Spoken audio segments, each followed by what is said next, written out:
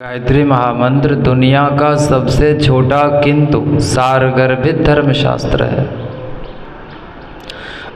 और हर शास्त्र के कुछ विधान होते हैं। उसी प्रकार गायत्री महामंत्र रूपी लघुत्तम धर्मशास्त्र के भी कुछ विधान हैं जिन्हें पूज्यवर ने वर्तमान वैश्विक परिदृश्य में अतिशय प्रासंगिक बताया है और कहा है कि यह संविधान, यह विधान नवयुग का संविधान होगा, नवसृजन का संविधान कहलाएगा और इसे हमारे अंशधर, हमारे वंशज, हमारे अनुयायी सत संकल्प के रूप में याद रखेंगे, शत संकल्प के रूप में स्मरण करेंगे। और उनमें उन्होंने 18 सूत्र दिए, 18 विधान बताए, 18 शत संकल्प बताए और उन्होंने प्रेरणा दी कि हमारे जितने परिजन हैं वो या गायत्री महाविद्या की साधना, उपासना, आराधना करने वाले जो भी जिज्ञासु गण हैं वो इन 18 सूत्रों को, 18 संकल्पों को गीता के 18 अध्याय की तरह ही श्रद्धा भाव से देखें और जिनसे जितना बन पड़े उन सूत्रों में से एक या अधिक को अपने जीवन में जीने का प्रयास करें, उतारने का प्रयास करें। और हम लोग सब जानते हैं कि हमारे मिशन का जो सत्संकल्प है वह कितना सारगर्भित है, वो सब गायत्री महाविद्या का महाविधान है। पहला सूत्र है, हम ईश्वर को सर्वव्यापी न्यायकारी मानकर उसके जीवन को, उसके अनुशासन को अपने जीवन में उतारेंगे, धारण करेंगे। दूसरा सूत्र है, शरीर को भगवान का मंदिर समझकर आत्म संयम और नियमितता द्वारा आरोग्य की रक्षा करेंगे। तीसरा सूत्र है, मन को कुविचारों और दुर्भावनाओं से बचाए रखने के लिए स्वाध्याय एवं सत्संग की व्यवस्था करें। चौथा सूत्र है, इंद्रिय संयम, अर्थ संयम, समय संयम एवं विचार संयम का सतत अभ्यास करेंगे। पांचवा है, अपने आप को समाज का एक अभिन्न अंग समझेंगे और सबके हित में अपना हित मानेंगे। छठा है, मर्यादाओं को पालेंगे, वर्जनाओं से बचेंगे, नागरिक कर्तव्यों का पालन करेंगे एवं समाज निष्ठ बने रहेंगे। सातवां है, चारों ओर मधुरता। सातवां है, समझदारी, ईमानदारी, जिम्मेदारी एवं बहादुरी को जीवन का एक अविच्छिन्न अंग मानेंगे। आठवां सूत्र है, चारों ओर मधुरता, स्वच्छता, सादगी एवं सज्जनता का वातावरण उत्पन्न करेंगे। नौवां सूत्र है, अनीति से प्राप्त सफलता की अपेक्षा नीति पर चलते हुए असफलता को शिरोधार्य करेंगे। 10वां है, मनुष्य के मूल्यांकन की कसौटी उसकी सफलताओं, योग्यताओं एवं विभूतियों को नहीं वरन उनके सद्विचारों एवं सत्कर्मों को मानेंगे। 11वां सूत्र है, हम दूसरों के साथ वह व्यवहार नहीं करेंगे जो हमें अपने लिए पसंद नहीं। 12वां सूत्र है, नर और नारी परस्पर पवित्र दृष्टि रखेंगे। 13वां सूत्र है, संसार में सत्प्रवृत्ति के पुण्य प्रसार के लिए अपने समय, धन, प्रभाव, पुरुषार्थ एवं ज्ञान का एक अंश नियमित रूप से लगाते रहेंगे। 14वां सूत्र है, परंपराओं की तुलना में विवेक को महत्व देंगे। 15वां सूत्र है, सज्जनों को संगठित करने, अनीति से लोहा लेने एवं नव सृजन की गतिविधियों में पूरी रुचि लेंगे। 16वां सूत्र है, राष्ट्रीय एकता एवं समता के प्रति निष्ठावान रहेंगे। जाति, लिंग, भाषा, प्रांत व संप्रदाय के कारण परस्पर कोई भेदभाव न बरतेंगे। 17वां सूत्र है, मनुष्य अपने भाग्य का निर्माता आप है। इस विश्वास के आधार पर हमारी मान्यता है कि हम उत्कृष्ट बनेंगे और दूसरों को श्रेष्ठ बनाएंगे तो युग अवश्य बदलेगा। और अंतिम सूत्र है, हम बदलेंगे युग बदलेगा, हम सुधरेंगे युग सुधरेगा। इस तथ्य पर हमारा परिपूर्ण विश्वास है। इसे पूज्यवर ने नवयुग का संविधान कहा, नवयुग की आचार संहिता कहा और गायत्री महाविद्या जो एक लघुत्तम सारगर्भित धर्मशास्त्र है उसका विधान बताया। अब उपनिषद के 3 महावाक्य। पहला वाक्य हम सबने दोहराया, तमसो मा ज्योतिर्गमय, यानी हम अंधकार से प्रकाश की ओर चले। हम लोग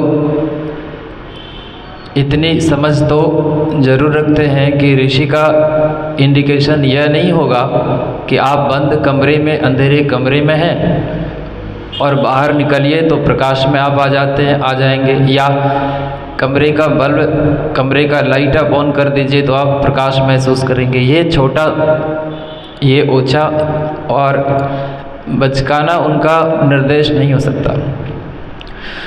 आइए आज इसके पीछे के भाव को समझते हैं। तमसो मा ज्योतिर्गमय का भाव है अंधकार से प्रकाश की ओर चलें। तो पहले ये जानना जरूरी है कि प्रकाश कितने प्रकार की होती है। तो हम लोग सब जानते हैं, पहला प्रकाश वो है जो हमको अपनी आँखों से महसूस होता है। प्रकाश दिखता तो नहीं है, लेकिन चीज़ों को दिखने में वो हमारी सहायता करता है। वो एक प्रकार का इलेक्ट्रोमैग्नेटिक रेडिएशन है, विद्युत चुंबकीय तरंग है। और इस प्रकाश को हम पदार्थ का प्रकाश कह सकते हैं। पहला प्रकाश पदार्थ का प्रकाश।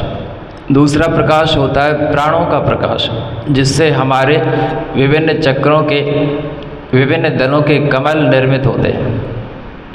और जो हम ध्यान में शुरुआती दौर में महसूस करते हैं जो ज्योति, वो हमारे प्राणों की ज्योति होती है। तीसरा प्रकाश है हमारी आत्मा का प्रकाश। ये थोड़ा दुर्लभ है और ये चैतन्य प्रकाश है। चौथा प्रकाश है अक्षर का प्रकाश या ब्रह्म का प्रकाश। ये उससे ऊंचे कोटि का प्रकाश है। और पांचवा और आखिरी प्रकाश है परमाक्षर का प्रकाश या परब्रह्म का प्रकाश या परम सत्ता, परम तत्व यानी परमात्मा का प्रकाश। ये प्रकाश के अलग अलग स्तर हैं, इनकी अलग अलग इनकी ऊंचाइयां हैं चेतनागत। तो ऋषि ये कहना चाह रहे हैं हम सबसे कि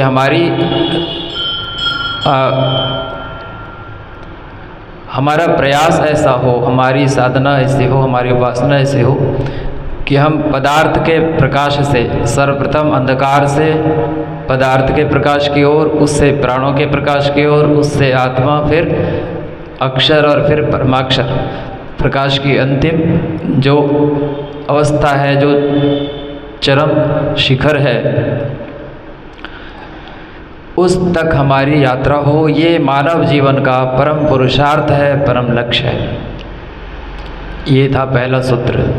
दूसरा सूत्र है असतो मा सद्गमय। एक शब्द है असत और दूसरा है सत। असत का मतलब क्या होता है?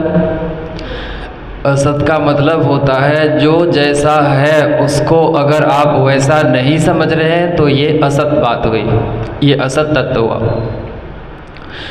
जो चीज़ जैसी है उसको वैसी समझना, जानना, ये सत्य है। यानी सत्य को सत्य समझना सत्य है, सत्य को झूठ समझना असत्य है, झूठ को सत्य समझना असत्य है, झूठ को झूठ समझना सत्य है। बात समझ में आ रही है? जैसे हम शरीर हैं, अगर हमारी ये मान्यता है तो यह सत्य है कि असत है? असत है। क्यों? क्योंकि हम शरीर नहीं है। तो हम जो नहीं हैं, हमने अपने आप को वो अगर मान लिया है तो ये कौन सा तत्व हो गया? असत। और अगर हमने अपने हमारे भीतर अगर ये भाव दृढ़ है कि हम शरीर नहीं है तो ये क्या हो गया? सत हो गया। क्योंकि जो चीज़ जैसी है उसको हम वैसा ही समझ रहे हैं, वैसा ही उसका एक्सपीरियंस कर रहे हैं या उस चीज़ को अपने भीतर धारण कर रहे हैं। तो जो चीज़ जैसी है उसके स्वरूप को, जैसे आप अंधेरे में हैं और एक रस्सी सांपों की आकृति में रखी हुई है और आपको उसमें सांप होने का भ्रम पैदा हो गया, तो अब आप बताइए कि ये सत है कि असत है? असत है। क्यों? क्योंकि वो रस्सी है, सांप नहीं है। वो रस्सी है, सांप नहीं है, ये असत है। और अगर किसी ने उस रस्सी को रस्सी समझ लिया तो ये सत है। अगर आपने आत्मा को जड़ वस्तु समझ लिया तो ये क्या हो गया? असत हो गया, क्योंकि वो चेतन तत्व है। और अगर आपने आत्मा को चेतन तत्व माना, कॉन्शसनेस माना, तो ये सत है। यानी जो वस्तु जैसी है उसको वैसी ही समझना, ये सत्य है। और जो वस्तु जैसी नहीं है उसको आप वैसी अगर समझ रहे हैं तो ये सत्य है। तो असतो मा सद्गमय का मतलब कि हमारा कंसेप्ट इतना क्लियर हो कि जो जैसा है वह हमको दिखाई देने लगे। अब कोई पाखंडी है, कोई कालनेमी है और हनुमान जी को चकमा दे रहा है कि हम राम भक्त हैं। अगर हनुमान जी उसको राम जी का भक्त मान लेंगे तो ये उनके लिए असत आचरण हो जाएगा और उससे उसको तकलीफ उठानी पड़ेगी। और अगर वो उसके छद्मवेश को पहचान जाते हैं तो वो सत्य तत्व है। जो चीज़ जैसा है उसको ये समझिए तो सत्य है, वरना असत्य है। यानी असत्य को सत्य समझना असत्य है, असत्य को असत्य समझना असत्य है, सत्य को सत्य समझना असत्य है और सत्य को असत्य समझना असत्य है। तीसरा सूत्र, मृत्योर्मा अमृतम गमय। मृत्यु से हम अमृत की ओर चले। इसकी व्याख्या और भी दुरूह है, क्लिष्ट है, सावधान होकर सुनिए। अगर ये प्रार्थना मन कर रहा है कि मृत्योर्मा अमृतम गमय, तो क्या यह संभव है कि मन अमर हो जाए? तो असंभव प्रार्थना क्यों? और अगर ये प्रार्थना आत्मा कर रही है तो आत्मा तो ऐसे ही अमर है, तो वो मृत्यु से अमरत्व की ओर जाने की प्रार्थना क्यों करेगा? यह भी असंगत बात मालूम होती है। तो पहले ये जानना जरूरी है कि यह प्रार्थना उठ कहाँ से रहा है। तो ऋषि कहते हैं कि यह प्रार्थना जीवात्मा का है, न तो मन का है, न तो आत्मा का है, जीवात्मा का है। और जीवात्मा की परिभाषा होती है मायाबद्ध आत्मा। यानी आत्मा जब मायाबद्ध हो जाती है, यानी चैतन्य और जड़ के बीच जब एक ग्रंथि, एक ग्लैंड, एक तरह से कहिए कि ट्विस्ट पैदा हो जाता है, तो इस चीज़ को हम जीवात्मा कहते हैं। यानी जड़ और चेतन को अगर आपने बांध दिया है, यानी चेतन आत्मा को आपने जड़ माया से बांध दिया है, तो इस अमलगमेशन को, इस ब्लेंडिंग को, इस मिक्सर को हम क्या बोलेंगे? जीवात्मा। तो ये प्रार्थना कहाँ से उठ रही है? जीवात्मा के स्तर से उठ रही है।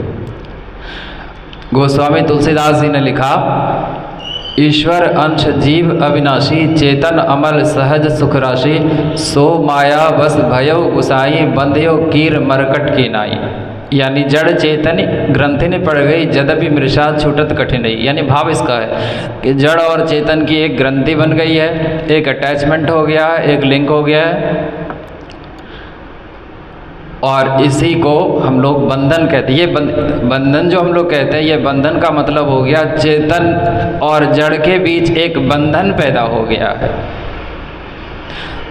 तो जीवात्मा अगर ये कहे कि मृत्योर्मा अमृतम गमय, इसका ये मतलब हुआ कि जीवात्मा परमात्मा से या अपने आराध्य से, इष्ट से, सद्गुरु से ये प्रार्थना करना चाह रही है जीवात्मा कि ये जो ग्रंथि है जड़ और चेतन की, ये हमारी ग्रंथि क्या हो, टूट जाए। ये जो ब्रह्म ग्रंथि है, रुद्र ग्रंथि है, विष्णु ग्रंथि है, ये टूट जाए। जड़ और चेतन की जो ग्रंथि है ये टूट जाए, सारी ग्रंथियाँ, ग्रंथि का विमोचन हो जाए, हम निर्ग्रंथ हो जाए। इस प्रार्थना के पीछे का यही भाव है कि जड़ और चेतन के बीच जो ग्रंथि बन गई है, हालांकि यह झूठी है, लेकिन फिर भी ग्रंथि ऐसी है कि हमारे प्रयास से टूट नहीं रही है। माया उनकी इतनी दुस्तर और इतनी पावरफुल है कि हालांकि ये ग्रंथि, ये बंधन झूठा है, यद्यपि मृषा छूटत कठिनाई, मृषा मीन्स झूठ, यद्यपि यह कोई बंधन है नहीं। जैसे मान लीजिए हमने इसको पकड़ लिया और हम अगर किसी को याद करें कि आओ भाई हमको इससे छुड़ा दो, माइक के स्टैंड ने हमको पकड़ लिया है, तो सुनने वाला कहेगा कि पकड़ा आपने है, आप छोड़ दो। लेकिन ये बात सुनने में जितनी सहज लगती है, सरल मालूम पड़ती है, उतनी सरल है नहीं, क्योंकि जो बांधने वाला है वो बड़ा मजबूत तत्व है। गोस्वामी तुलसीदास जी ने रामचरितमानस में का शुभारंभ किया है संस्कृत के दोहों से। 7 दोहा है, उसी में एक दोहा है, यन माया वशवर्ति विश्वमखिलम ब्रह्मादि देवासुरा यत सत्वात् मृषैष भाति सकलम रज्जो यथा हेर ब्रह्म। बात समझ में आ रही है? यानी जिनकी माया से, जिनकी सत्ता से, यानी जिनकी सत्ता से असत्य चीज भी सत्य प्रतीत होती है, जिनकी सत्ता से असत्य चीज भी सत्य प्रतीत होती है, हम उनके चरणों की वंदना करते हैं, उनकी शरणागति को प्राप्त करना चाहते हैं। तुलसीदास जी कह रहे हैं। तो मतलब हुआ मृत्योर माँ अमृतम गमय, यानी हम इन ग्रंथियों पर विजय प्राप्त कर सकें। हे प्रभु, हमारी इन ग्रंथियों को आप खोल दीजिए। ठीक है, अब एक भजन करेंगे हम लोग।